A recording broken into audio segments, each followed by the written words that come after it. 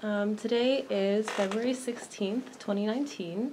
My name is Chelsea Wen, and I'm here with Kelly Dong, and we're interviewing An Lan Wen. So, first question, where were you born, and can you tell us a little bit about your family? I was born in Hue, which is in the central region of Vietnam. Vietnam has three regions, the north, the middle, and the south.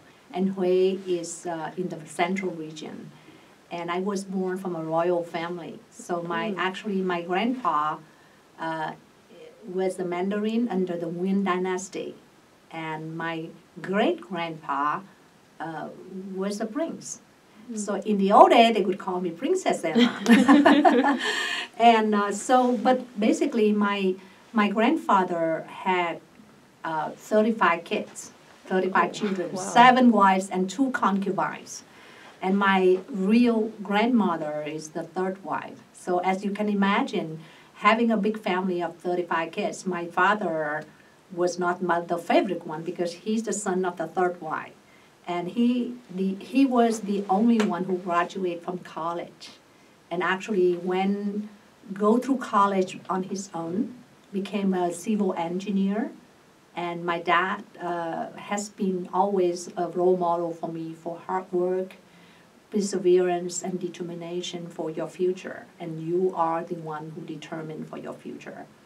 My mother is a mathematics teacher, so she has been a teacher all her life. Until we left Vietnam, and she's a mathematics teacher. And I grew up in Hue until I was 6 years old. Then the war was broken in Hue. It's really significant experience for me. For first time as a kid, witnessed the war, in which a lot of people was buried alive. It's Mậu Thân, which is the spring of 1968. And then after that, our whole family was moving to Saigon and lived there until 1975. And after that, as you know, the South lost to the North. Vietnam was reunited under the communist government. And then my dad escaped after 9 attempts, so it's really tough. And then after that, he sponsored all our family to Canada to start a new life. So I arrived in Canada in 1984 and signed up, work full-time, study full-time, graduate from University of Toronto as a computer science graduate, and got my master there too. Started my career as a professional with IBM. And in 1994, I moved to United States. I got married. I follow my heart. And guess what? Now I am American citizen in 2000, and I can never be so much proud of becoming a citizen of such a country with freedom, and with all the rights and the freedom that I was not given when I was back in the old days. So can you tell us about what kind of neighborhood or community you grew up in? So that would be in Vietnam. In Vietnam, I was growing up when I was very little, which is in Hue. But most of my childhood was in Saigon. And my dad was a civil engineer, so he built a house himself. He designed the house so that it has 4 stories, and the stories were rented out to provide some income, and we all live in the first 2 stories. And it was a very nice neighborhood. I actually make a lot of friends around, and we play games, and it's a very peaceful childhood for me. I still remember in 2013, I came back the first time after 1984, since I left Vietnam. I came back as part of the delegation representing President Barack Obama. So it was a very high position when I was there. And the first thing I did when I arrived in Saigon would be taking a taxi, go to the house where I grew up. It rained a little bit. I stood up in front of that house, no longer being the house that I grew up with, but it brought up so much memory. I cried, and it's really phenomenal to see how much in life that I have went through since those days. How many siblings did you have? I have 2 brothers and 2 sisters. And most of them live in Toronto, Canada. But I have my older sister who live in Arizona. How did your parents raise you, and what expectations did they have? My parents are typical Vietnamese parents who always teach. I learned a lot about my dad, about his optimism. The thing that and unfortunately both of them passed away in 2017. So I treasure the most the gifts from my parents, especially from my dad, is relentless optimism. In any case, any situation, he would find something good about the situation to be happy about. So I miss his laughter. He taught us to look at life lightly, like don't take it so serious. So you always have to find different perspective of the bad things happening to you so that you can find good reason why it happened. And secondly, he would not take no as an answer. He could go all the way, find all possibilities so that you can solve the problem that you're facing. And my mom gave me a lot of disciplines. And I remember when I was very young, little kid, she would force all of us to go in study time, and regardless of how much fun you had out there, you've got to finish your homework. And I remember the crying, trying to do all the math. But because she built that habit, and it became a disciplined habit that all of us, we could do homework, we could do what we're supposed to do before we go out and have fun. And it built us a very good habit. And something that I learned from my mom that I don't want to have in me, that is worrying. So I got that from my mom, that she would worry about everything, and that really, really hit her mental, and that's one of the causes that she got Alzheimer and dementia at the end of her life. I would tell myself, I never want to be in that place. So I taught myself that in order to get rid of worry, I just have to learn how to control my mind, how to learn how to focus on the positive thinking, and that's led me to become a professional life coach. So it's amazing how much your parents can teach you. It's such amazing. And I owing them every single achievement that I got is because the way they raised me. Do you feel like you've carried on your father's attitude, his optimism? A lot. In my darkest day, which is the day that my mom died and the day that my dad died. My mom, at the end of her life is pretty sad because she was in the nursing home for 2 years. So it was a blessing that she left us. And when she passed away, very peaceful, and she was holding my father's hand. My father was at 88 years old, and he drove every day, like 20 minutes one way, stay with her for a whole day, eat a dinner with her, then drove back home. And he did that every single day for the last 2 years of my mom's life. And I saw the unconditional love. He taught us so much in those 2 years just by his actions. And he never complained. I always see him laughing or smiling.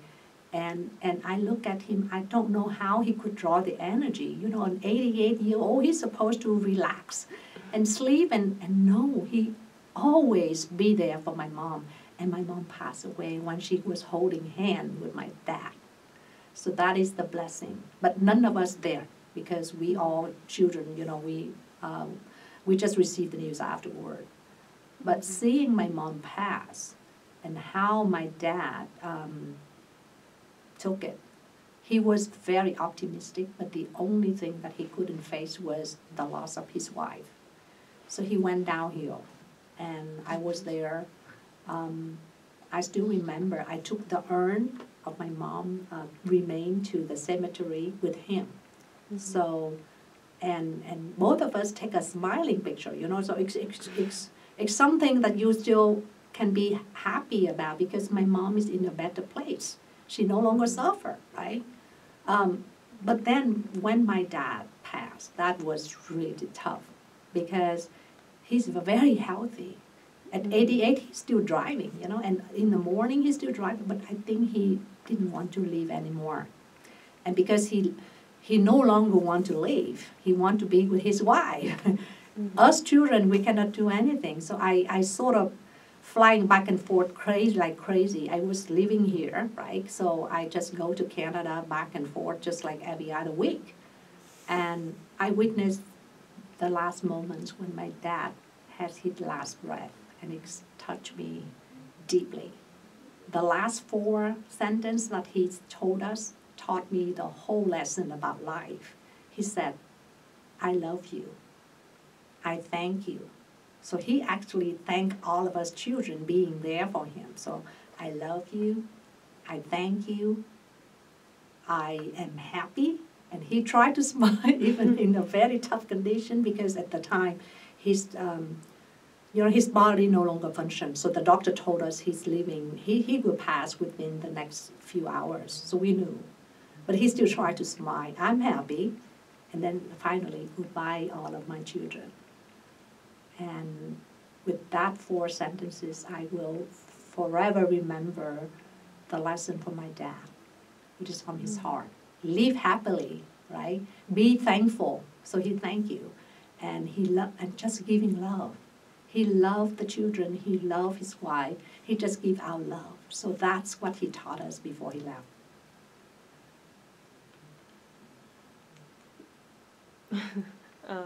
Thank you for telling us that story. Could you tell us about some memorable experiences from your early childhood? When I was young, I was very tomboy. So I always caused trouble for my parents. Mm-hmm. Because my parents thought that this kid is just like black sheep in the family. Because I was 3, I always gung-ho and play games with all the boys. I didn't play with the girls. And all the heavy stuff, So there was a time, it was so funny, I was, a troublemaking kid in the class, so much that the sister, so it's like a Catholic school. So the Catholic nun was the teacher. So she basically couldn't stand my behavior, so she put me under her seat. And there's a big table, so she put me, right here, because the table has a cover, so nobody see me, so it's dark.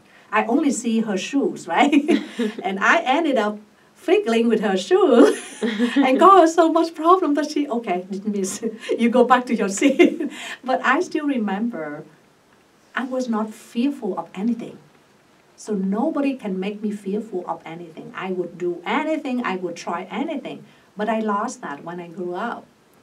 I don't know when. It may be when you taught to behave yourself, you taught to be compliant, you taught to follow the rules or something. I became very obedient, but when I was very young, like 3 or 4 years old, man, I would try everything. I'm a risk taker. And I caused problem for my parents because I would not care what the teachers say. I just do whatever I wanted, But I lost that when I grew up. I become very compliant, small talking, like soft talking, and things like that. So it's interesting. Yeah. So I know you already said your family moved to Saigon because of the war. Yes. How else do you think the war impacted your childhood? Very immensely. I just remember different memories because I was only like 5, 6 years old back then. But in 1968, if you learn the history, you know that the Viet Cong, they came to Hue and they have a big massacre, which is they kill thousands of people. And how can you kill thousands of people least expensively, okay? Because they try to save the the gun with all the, how do you call them, to say the, basically the, all the arms, the guns. So instead of killing people with a gun, they would put people alive. They would put all the people in a big, a big grave. Each of them would be digging their own grave. So they were put in the grave. So each of the people who will be executed, they're supposed to dig their own grave. And then they have everything up to this. And they use some kind of, it's horrible. And they just,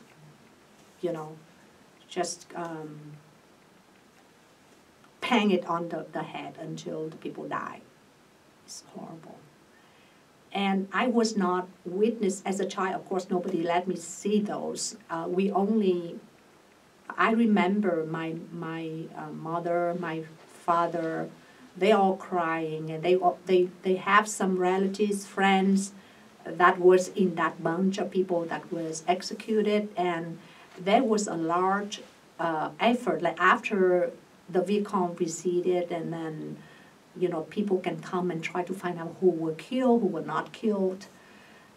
I just remember the energy was so sad. It was so tremendous, and it was so, as a child, I couldn't imagine how a person can die that way, But luckily, I had only one uncle that was dead, that was executed. The others survived. But you can imagine all the families affected by this death, and the death is very terrible.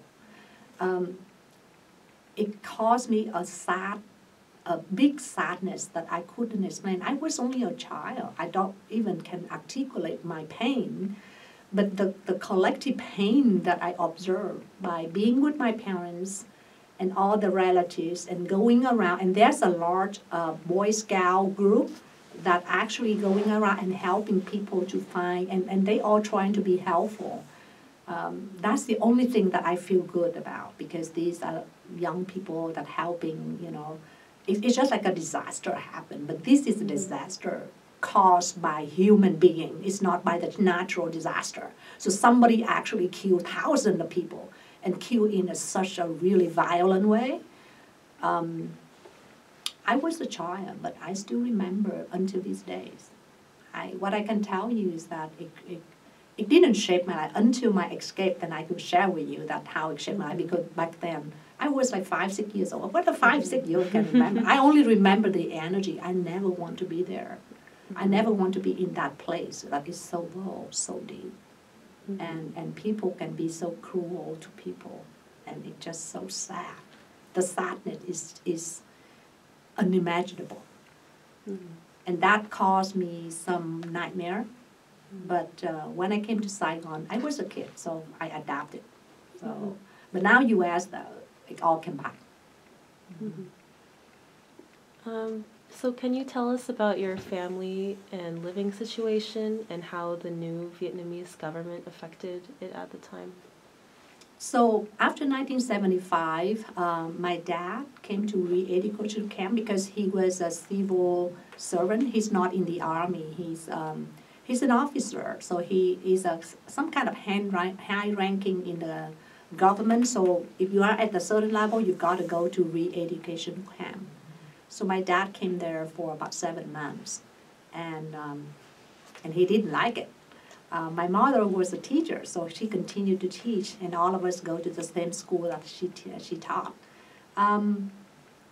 So after my dad came back from the education camp, he has only one thing, one goal only: get the whole family out of there. Any price he would do with anything, any means that he has, but we got to get out. So basically, we tried one escape with the whole family, and it was a disaster because, we paid the money, but the boat never came, sort of that story. So my dad and my older sister escaped, so they were not put in jail. I was put in jail separately because all of us scattered according to when the trip was planned, and then my mother and my sibling back then, my younger brothers, my youngest brother was only like 9 years old, so very young, and my younger sister is about I think 14, and my younger brother is 13. Mm-hmm. So they all were in the prison, different prison. Mm-hmm. So it was. So I didn't know what happened to my family, so we didn't know. So at that time,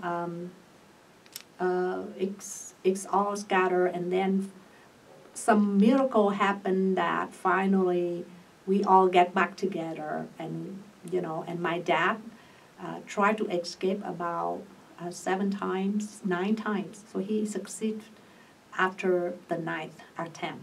So use up all the money. We got back. After that escape not successful, he decided we're not going to escape together. There's no way that we cannot afford the money, right, to escape everybody. And secondly, the danger and everything, my dad said, let him handle it.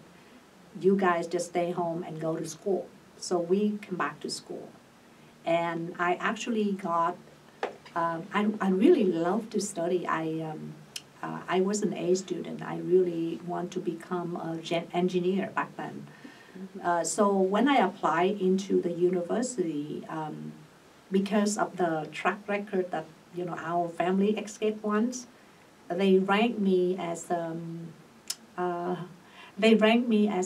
bottom of the scale to be considered to be admitted to the university.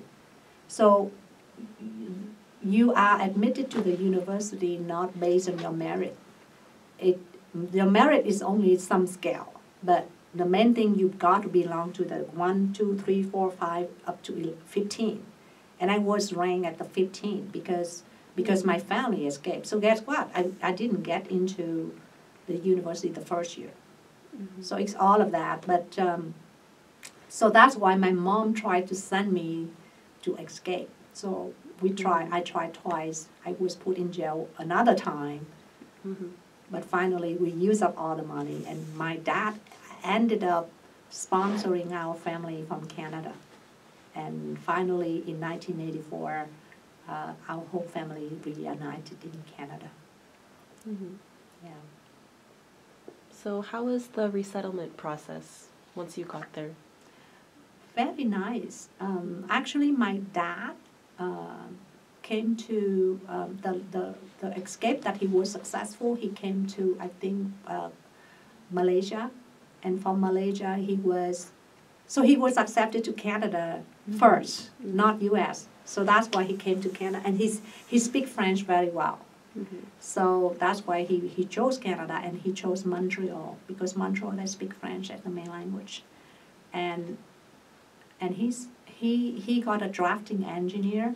He was working to get back his PE, professional engineer degree in Montreal, and can you believe he did 2 jobs?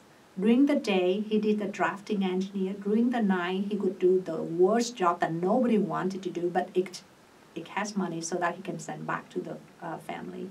He did worm picking. Have you heard about that? No. You pick the worm. So the worm is inside there's an area of all the worm, right? So you have to basically goes down and pick the worm from the. So it's a very tough job. Uh-huh. But if you pick a certain amount of worms, you get paid pretty well. So he would do that for us, how could I repay him, for that kind of work? He taught me so much with that. But during the day, he was the drafting engineer, and at night, he would do the dirtiest job just because he loved his family so much. So when I learned about all of this, it just blew my mind. And when I arrived in America, I told myself, there is nothing that I cannot do. If my dad has sacrificed that much to really bring us into America, there is no other thing that I cannot do to deserve his sacrifice. You make me remember him. Sorry. Oh, no. I got emotional. You can say as much or as little as you Yeah, want that's to. okay. So what impact do you think your experience leaving Vietnam has had on your outlook on life? I want to share with you a story, one of the escape that failed, okay? Because our family tried a lot, and the only success was my dad, right? But one of these escape, I was going with my brother. So me and my brother, I was 19, and the boat is 15 meters long, only 15 meters long, and 300 people is on that boat. It's just like layer people after people. And when the boat arrived at the international border, so pretty far, the boat started sinking. So they had some holes. So the captain said, if we continue, we all die. So he made the decision to go back to the shore. And we didn't know it was like 2 a.m. in the morning. And about 300 meters from the shore, the boat started sinking. And half of the boat died in front of me. So I saw all of this. And luckily, I was able to swim. My brother the same. So we swam. And we arrived to the nowhere. We don't know where it was. It's like 3 a.m. in the morning. But I was quick enough to follow someone that I thought that would help. And we ended up staying in a house that they helped us to get back to Saigon. So we were lucky. We were the lucky one. But that night, I witnessed the death of the people who sacrificed everything for freedom. And I realized how lucky I am, how lucky I was to survive that trip. And then finally arrive in America by airplane. And when I arrive here, I see all the people here, all the freedom. You're free to pursue your happiness if you have a will and you want to do something. You can achieve anything. And I felt that I need to volunteer. I need to serve because the freedom that I'm given is just priceless. And so to me, so even I work full-time. At the time when I arrived in Canada, I worked full-time because to help my dad, right? It's a whole family. And I was the second oldest girl. And then I studied full-time. I had a little problem of getting my TOEFL score because of my listening. My writing is very good. My listening is pretty bad. But I felt that I could do anything. And that's what shaped me to become who I am today.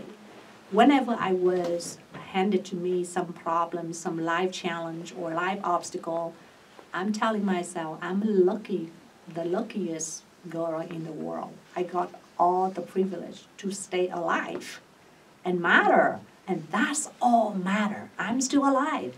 I have to live for those people who die on the high seas, never see the freedom.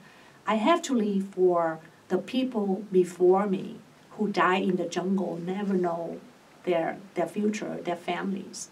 So I have to live for those people.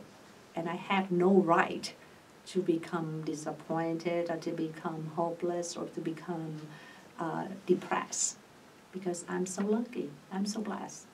So it shaped my thinking. It shaped my practicing gratitude. And I think it's become one of the main resources for me whenever I face with obstacle. Could you tell us about your college experience in Canada? How was it different than studying in Vietnam? Canada is a beautiful country with a multiculturalism philosophy. So I had a fun time in college. Even, it was a little bit tough. Initially, I wanted double major, so I planned to do like political science, double major with computer science, which is like two completely different things. Then I realized, and my first year, I was lucky. I got straight A plus, so I did really well. But then I realized, and because I also work at the same time, so I work part-time, studying full-time, and I volunteer a lot too. So I realized to myself, something gotta give. So basically, I picked computer science. But I had a very active college life with my Vietnamese Student Society. So I built that, do a lot of cultural dances, practices, and just having a good time. And then I hang out with the other students in the Computer Science Student Union. So I did a lot of volunteering in the campus and helping younger students to come on board how to adjust to the college life. And I also served in the Scout.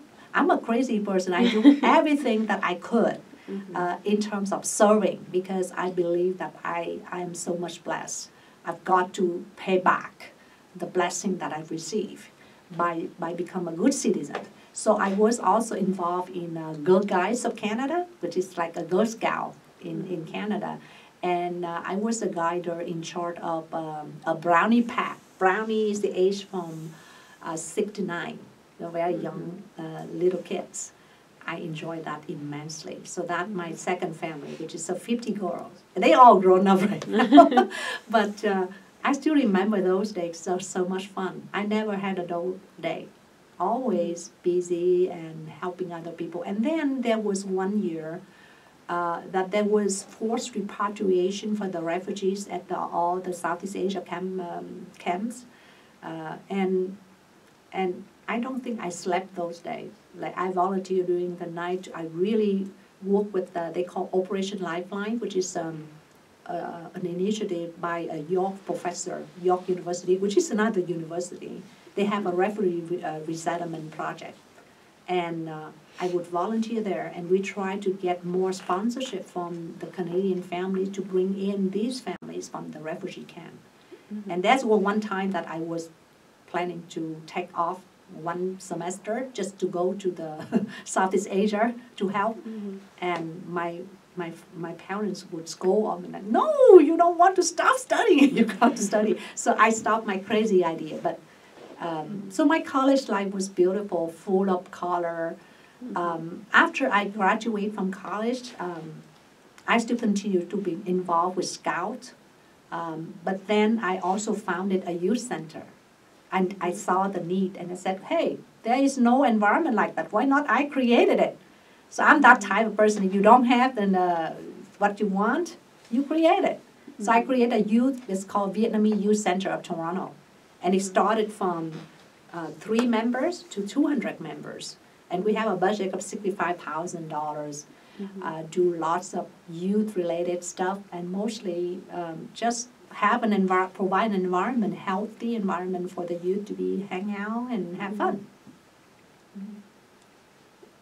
So what were some things that you enjoyed about Canada, and did you miss anything about Vietnam?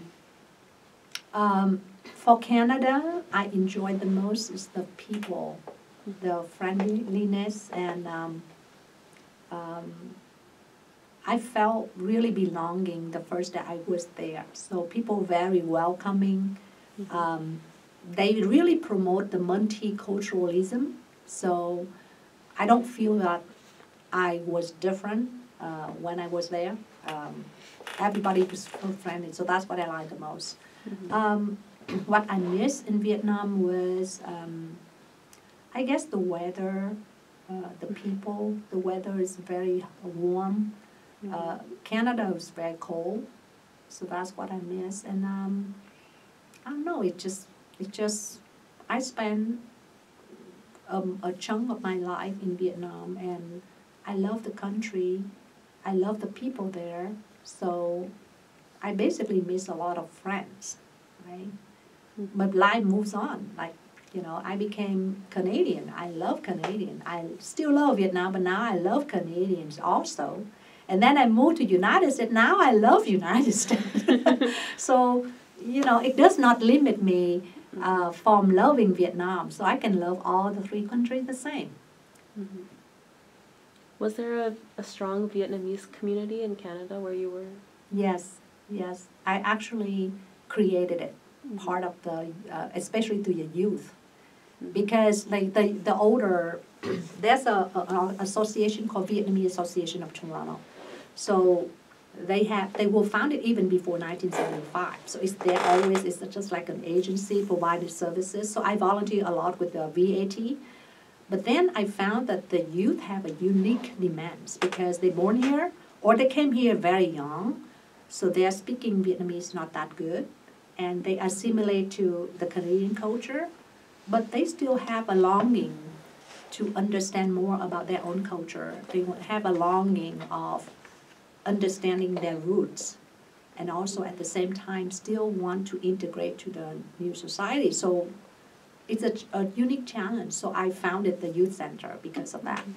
And I found it's very rewarding. Mm-hmm. Mm-hmm. Did you ever have any problems getting used to the culture in Canada? Problems related to what? Getting used to a different culture in Canada. This only happened for the first couple of years. Like in Canada, I think they're very liberal. So, you know, in Vietnamese culture, you don't have living together before marriage. So for a girl, if you want to live in with someone, the only way getting out of the family would be get married to that guy, and then you live in, right? What I found shocking, and again, I was back then, I was raised that way. So when I came, I was shocking seeing that people very liberal. You know, they move in, they move out, they have sex, they, you know, that is a normal thing, but to me it's not normal. So I was kind of uneasy seeing that. Now I changed. Living here for long enough, I adapted to the culture. To me, it's just a different perspective, and I accepted it better. But in the old days when I first came here, it's always kind of bothering me. Yeah. Mm-hmm. Did you keep in touch with your family and friends in Vietnam? Yeah, most of the time. And some friends told me, An Lon, you leaving the country, and I think that after 20 years, you probably would forgot about Vietnamese language, and you know you will become Canadian. Back then, they didn't know that I would move to the United States, right? And things like that. But I told them, no, I don't think so. And it proved that to be right because there was never a day that I did not realize that, you know, I have the blood of Vietnamese in my blood. I cannot deny it, regardless of how white. Like I can, you know, make my skin so white. I can dye my hair to be yellow. You know, all of that. But inside, the blood inside of me is from my mom and my dad. It has the blood of Vietnam. And there is nothing shameful about that. It is the pride. And having that blood is a privilege because it taught me so much on the values, how to be strong, how to be resilient. That's what I want to pass on to future generations of Vietnamese Americans or Vietnamese Canadians. You have to know about your roots. And there's nothing shameful about it. You should be proud of it. Do you think that Canadians at the time were aware of the war in Vietnam, and how do you think they felt about it? I don't think they know a lot. They only know through some movies and stuff, and their knowledge about the war is very limited. So I don't blame them if there are some conclusion or some remarks about the war. But it's understandable. They just far away country, and back then it's still a new country. Like Canada is new, so I I don't really pay attention much about.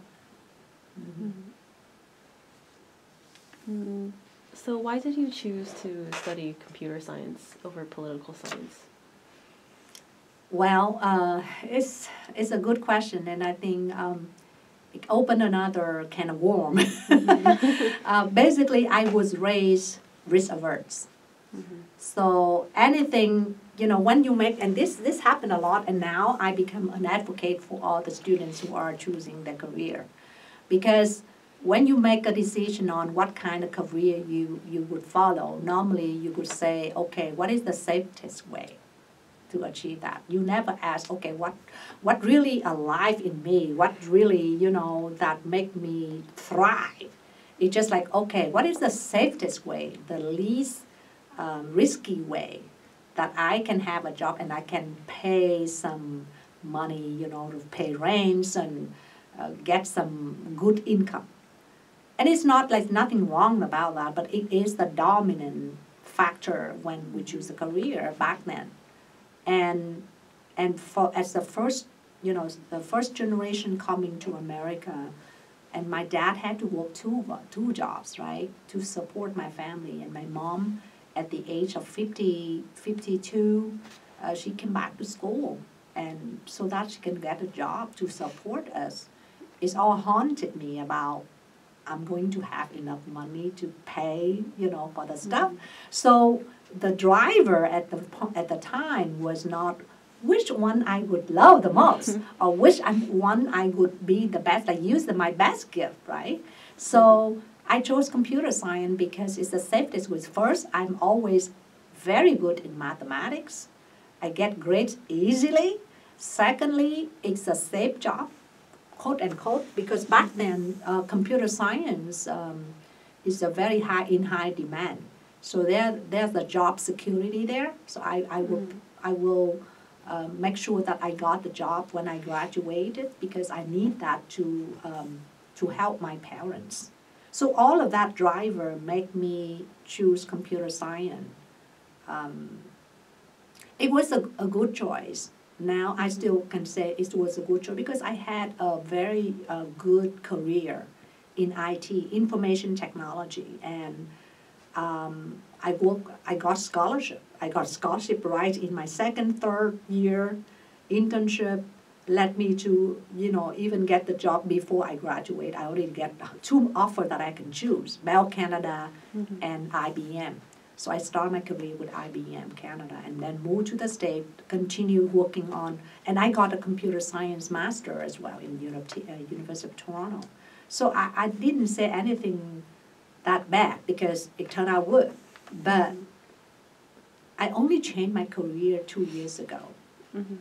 And I was living a time of my life. And I realized one thing that nobody told me, that sometimes you've got to do what you've got to do as fast as you can so that you can do what you love to do as long as you can. So there's certain time in your life that you probably would have to do what you have to do, which is like the safest way to get a job or to have a career and things like that. Because there's certain expectation about, you have to establish the family, you have to provide for your family, you have to make sure you have enough income and things like that. So that part is still a needed portion, but somehow you have to figure out, you have to have a life plan. And if you can focus so much on get this done as fast as you can, so you can accumulate wealth or whatever, so that you can be financially independent, then you can start doing what I'm doing now faster. Because guess what? Now I'm older than 55. Now I just change up at my age of 55. You see, and I never lived such a happy life in the past 2 years. And I realized now coming back, if I could have started this earlier, maybe the gift that I'm doing now, I could have impact so many more people because it's a gift from God. It's something that inside of each of us. Nobody look like anybody else. Each of us has different gift. If you can use that gift and utilize that gift and make it your job, you become invincible. And that is something I only experienced recently, and I realized, the choice that I made is not bad.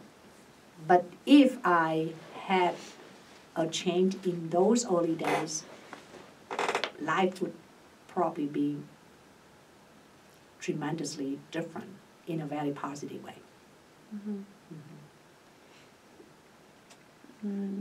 So outside of your community service during college, did you have other hobbies? I love singing. I love singing. I love painting. But all became luxury when I go to work because, like the demanding job of IT, I've got to keep up with the technology. So I love learning. So I always learning something new. That to me, growth is one of my major driver for a job.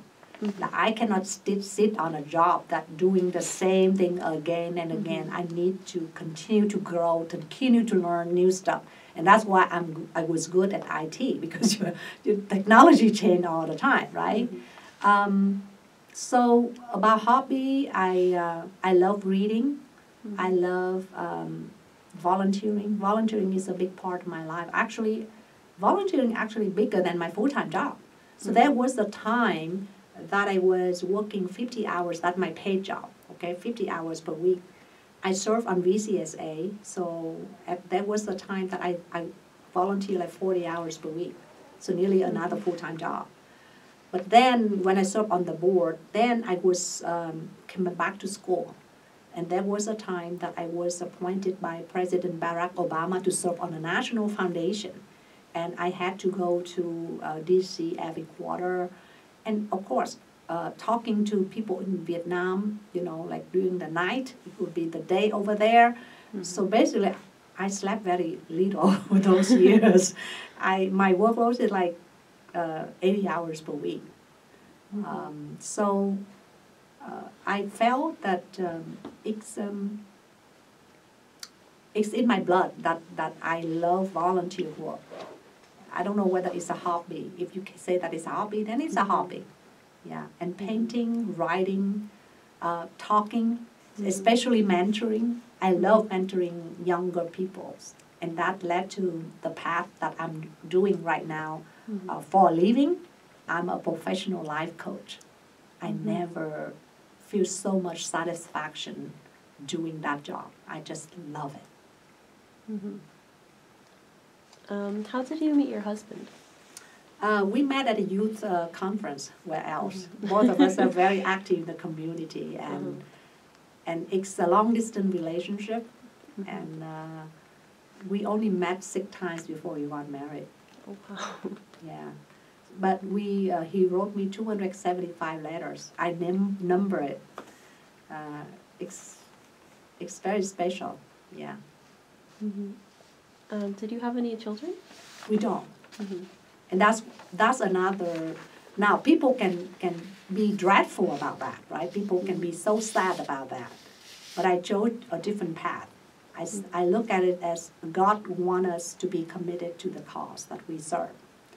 And my husband is the founder of the Institute for Civic Education in Vietnam. And we started with a dream, like back in 2005.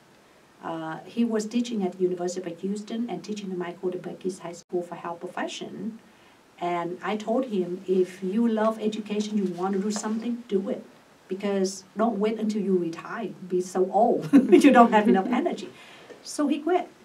And we start with a dream that there would be some student in Vietnam. We launched, took to him 2 years to develop the curriculum. And guess what? 12 years later, we reached out, like our website was visited by millions, 2.5 million hits per year, 100,000 of registered, and more than 3,000 students from around the world, like 40 countries.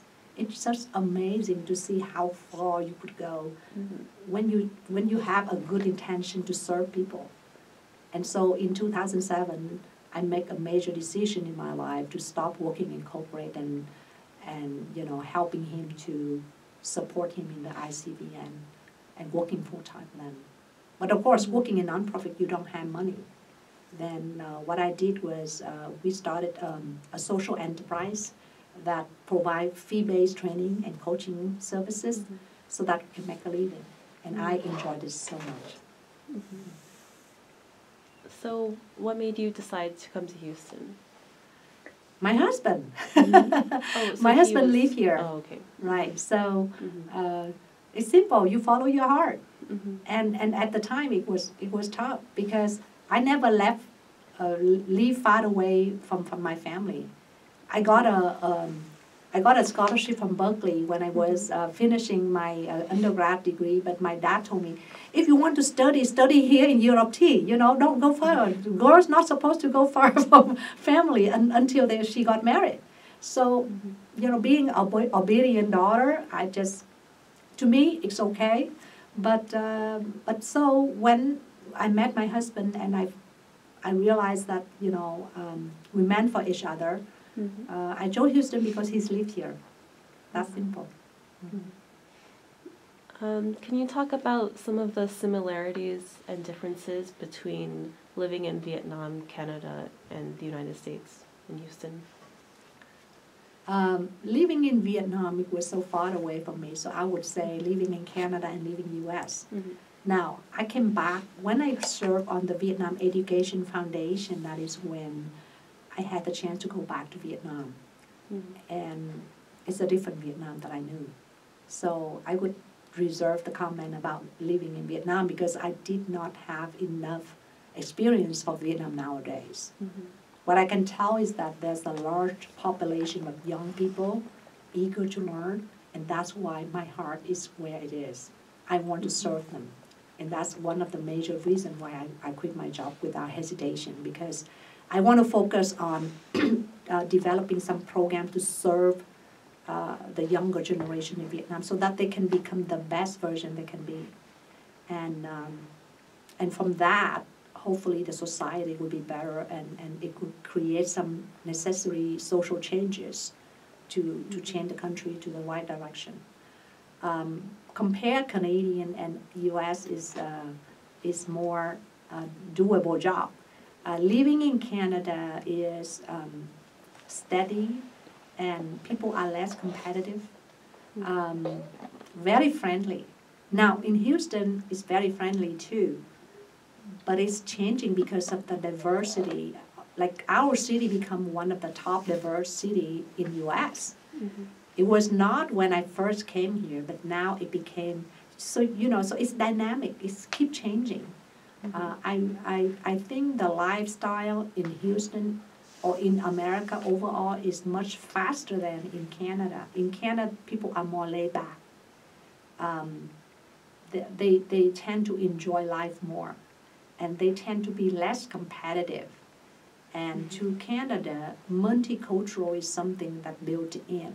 Everybody respect anybody else. So I don't see people have to fight for it. But here in U.S., sometimes we have to fight for it.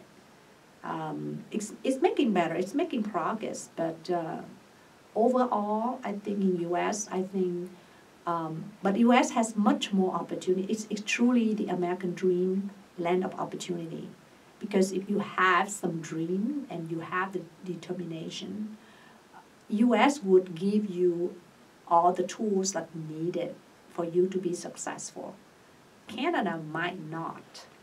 So to me, if you're young and you're ambitious, you believe in yourself and you have certain skills, a certain gift, and do not afraid to take risks, then the chance to be successful would be much more in U.S. than in Canada. So you are at the right country. How do you think the Asian communities in Toronto and Houston are different or similar? I think Asian is Asian, regardless whether you're from Canada or U.S. We all have traditions, cultures, some good things, the good values that keep us strong. But there's some not so good values or customs that we need to adapt So it's a balancing act. And to me, it doesn't really matter you Asian Americans or you Asian Canadians. It's the same. It's the same issues that you face, more or less. So in 1998, I founded a youth leadership development camp for Vietnamese Americans and Vietnamese Canadians. Now, I was from Canada, that's why I brought in the Canadian campers. Initially, it was founded in Dallas. And the following year, it expanded to Oklahoma, and before you know it, it's nationwide. And it has been going on for the last 21 years. We trained 5,000 leaders, so it's across the United States. It became a kind of flagship program of the nonprofit that I served for a long time, the Vietnamese Culture and Science Association. And based on that, I see Asian Americans or Asian Canadians, they're the same. They share the same challenge. They have the same dreams. So it's not that much of different. How do you think the Vietnamese or Vietnamese American community in Houston has changed over time? That's a deep question. Maybe deserve a PhD thesis or a dissertation or something, and it's worth it. It's worth it. As you know, culture is a changing thing. Yeah, like culture is not fixed; it's evolving, right, according to the time. So when you look at the landscape of Asian Americans or Vietnamese Americans throughout the years, you can see that different way. Actually, I'm working on a book, hopefully within the 2 or 3 years, and in partnership with the center, so that I can get some story from your archive. A book talking about the history of Vietnamese Americans in Houston, starting with the very first Vietnamese arrived here as a refugee in 1975, and then you have a wave of refugees that came in by boat, which is like in the 1978, 79 until 1990s, all of that. And then after 1990s, you have a wave of people who used to be a political prisoner, and they have a HO program, which is like what they call public departure or something like that. Like, so it's ODP. I don't know what it stands for, but it's like the people who have been political prisoners in Vietnam or went through the re-education camp for more 3 months or more, 3 years or more, they could immigrated to United States. So that's a whole wave of another group of Asian Americans, Vietnamese Americans, put it that way. And then the immigrants, because of all the family and sponsor back there. So that become, a vast source of different group of people have a little bit different thinkings or a different way of looking at life. But again, we share some core values that I think is important to emphasize. And so it's enriched it's just like a tapestry of all of these Vietnamese Americans, different groups come together to paint the picture of the Houston community overall. Yeah. Okay. Kelly, do you have questions? Yeah. Do you want to take a break now? Yeah. Okay. Let's take a break. I need to drink some water. I can get emotional. Okay. So we're back from our break, and now I'm Kelly Dong, and I will be asking the rest of the questions. So, can you tell us about your current job right now and what made you decide to quit your old job? Okay. So currently, I'm currently the Director of Development and Marketing for Institute for Civic Education in Vietnam. This is a nonprofit, 501c3 nonprofit that was established in 2005 when my husband quit his job to do this. And in the mission of the Institute for Civic Education in Vietnam is focusing on promoting the civic education, civic engagement, civic leadership, and also helping to build the society from the ground up by providing online classes, on-site training, and anything that help to develop a person. Because in order to become a good citizen, you want to become a good person first, right? So that's the mission of Institute for Civic Education in Vietnam. And now, because I start working full-time for this organization, I want to bring civic engagement, civic education to Houston, to United States, because guess what? We need that too. So I have been involved with the Houston in Actions Coalition between different community of colors and community overall for the whole greater Houston area to work on something like how you can increase the voting registration and voting power for the Asian Americans communities. How can you get more information? How can you build a hub of information so people can be more effective, engaged, understanding what are the issues so that you can, just like a vibrant community. Now, I love Houston because Houston is a community that's very vibrant and very diverse. And I enjoy working with all different community through this work.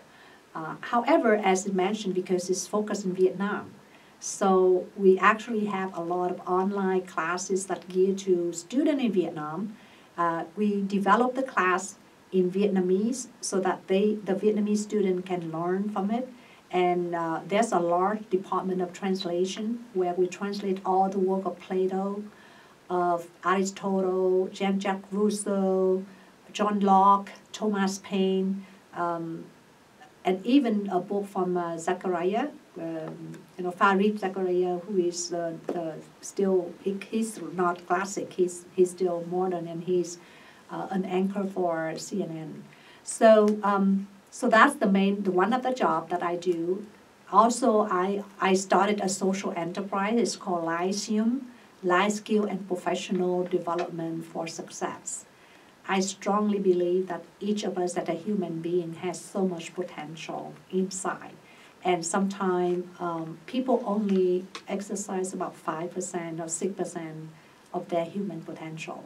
And as a coach, a professional life coach, by the way, I'm a certified International Coaching Federation certified life coach. My main job is supporting the client to connect it with their best self so that they can live the life they meant to live. They can be the best version of themselves, and they have a happy, more fulfilled, and successful life. So that's the passion that I have. And in this Lyceum coaching and training services, I use two models. One is emotional intelligence. You probably heard about the term pretty often.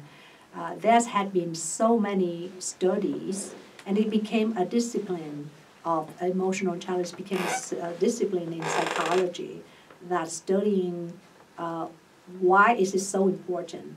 And they have taught that about 90% of top performers in all corporations, they have high EQ. And EQ is emotional quotient, which is the measurement for your emotional intelligence, versus the IQ, which is the measurement of your intellectual, logical intelligence.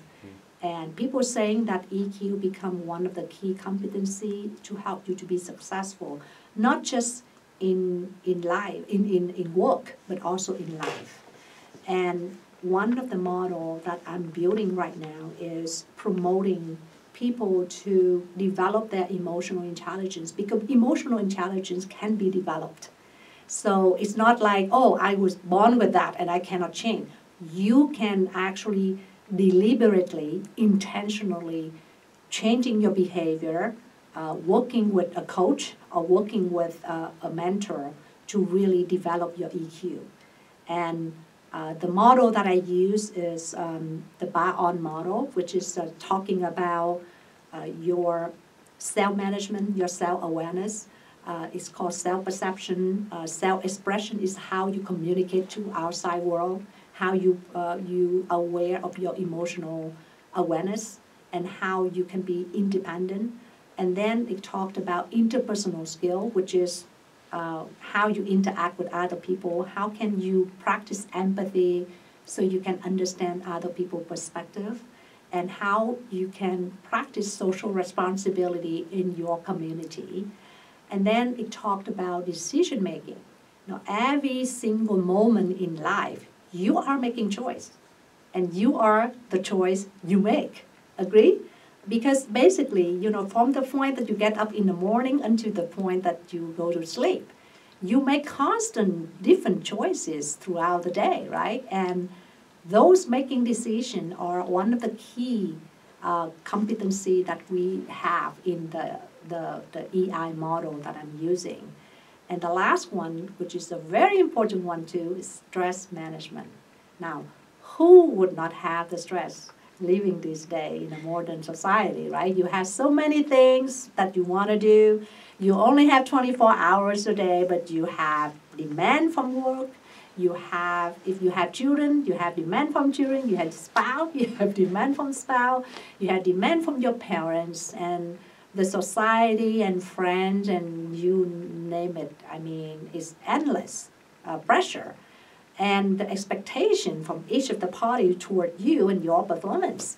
So how do you manage that? How do you can be, and look at changes. Who would not have changes in these days? Like you deal with this one thing, the next day things change. So handle the change is one of the most challenging things that everyone experiences, right? So emotional intelligence component of stress management, they teach you how to be adaptable. So how can you be flexible enough so that you can adapt to changes accordingly? And then also, how can you control your impulse? It's called impulse control. So it called like delaying your immediate gratification for the future, things like that. So all of that is all in the EQ model that we built. And in order to practice and build EQ, we have another model. It's called the 5-value system that I'm really living it. And because when I was living it, I saw it's just tremendously powerful. I want to spread this message into all the world about this. It's called grace. Now, the grace is that when you say grace, it already means so meaningful, right? But actually it's the acronym of 5 values. The G is stand for gratitude. The R stands for respect. The A is stand for accountability. The C stands for courage. And the E is for engagement. And these 5 values, if you practice, you become so powerful that no problems that you cannot solve. You become happier. Because when you practice gratitude, let's look at it. You are grateful of the things that you receive. Then how can you be not happy, right? And when you're grateful, it leads to respect. So you respect the other people, you respect yourself first, you respect others, and you respect the environment. And we need it so much in these days when people need immediate attention. People just become so impatient and they want it now, and that kind of mentality. Respect is something that we're missing. So we want to, and practice respect also active listening. How many of you had encountered the case where people just keep talking, and when you talk, and when you listen, you don't listen, you prepare for counteract whatever the other person talk. So listening is one of the skills that you really need to build relationship, and it's part of the respect. Accountability, man, this is huge, right? We see it like in the government, in the private sector, in the public sector, accountability is always very important, and I don't think we have emphasized enough.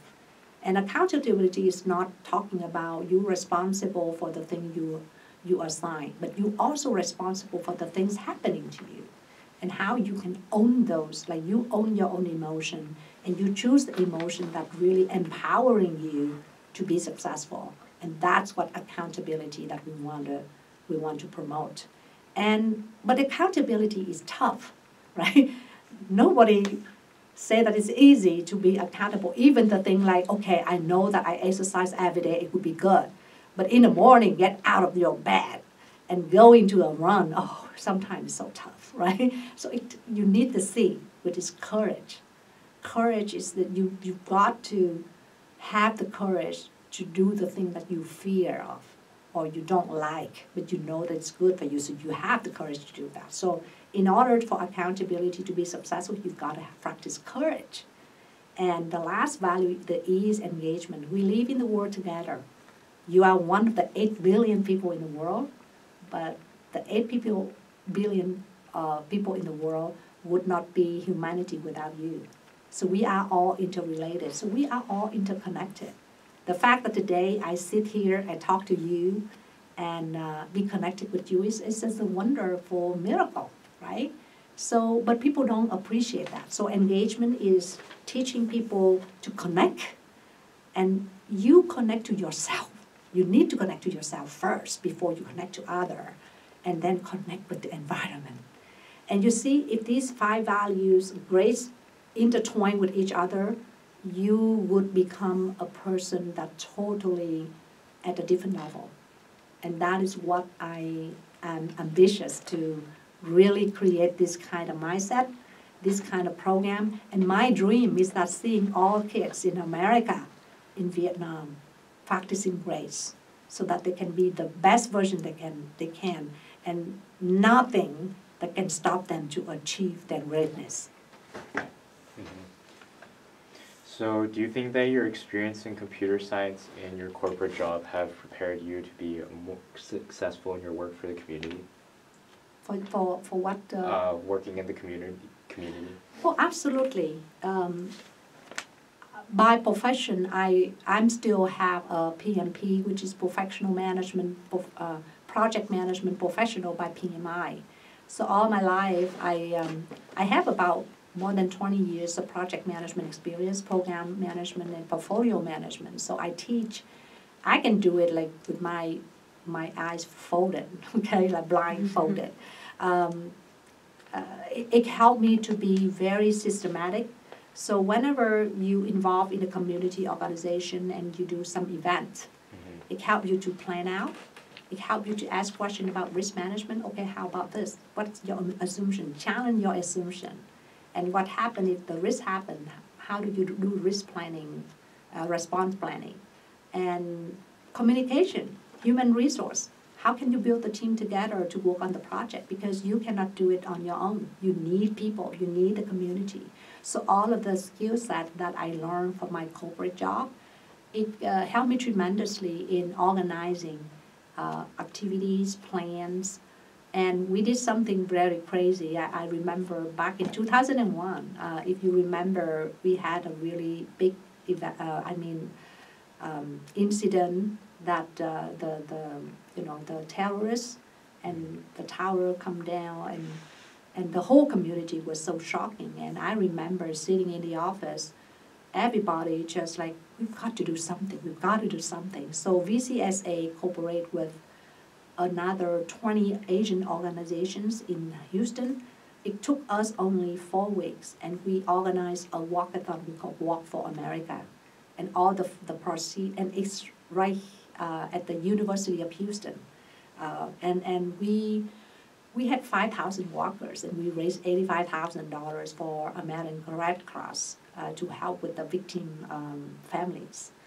But you can see all of that need a lot of organizing, how you work together, you bring the whole community together, and given a time like that, like everybody is affected then, or Harvey, most recently Harvey, you see that the whole community together, but the organizing skill, I got it from the corporate job that I have, and it's very helpful.